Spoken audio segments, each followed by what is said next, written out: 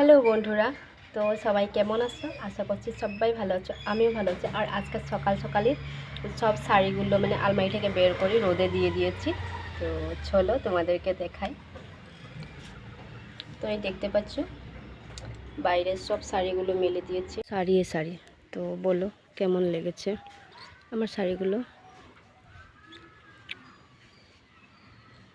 তো এই সামনেগুলো একদমই নতুন, তো এখনও মানে পলিথিন থেকে বেরই করিনি, পরাই হয়নি একবারও। আর এইগুলোর শাড়িগুলো পরেছি, অনেকবার পরেছি শাড়িগুলো, তোমরা দেখতেই পাবে ফটোয়ে।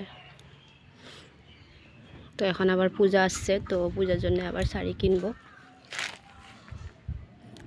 তো এই যে এইগুলো হলো সুতির শাড়ি সব।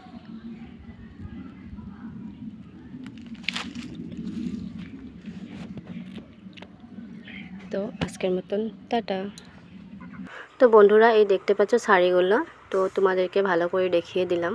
আর কি অনেক শাড়ি হয়ে গেছে, তো তাই জন্য আমি শাড়ি অতটা কিনিই না, কেন অনেকটা তো আমার শাশুড়ি মার রয়েছে।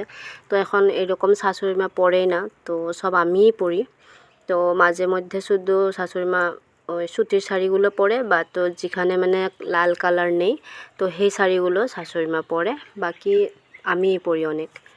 তো মানে শুধু আমারই নয়, তো শাশুড়ি মারই শাড়ি অনেকটা, তো এখন তো আমারই বলতে পারি।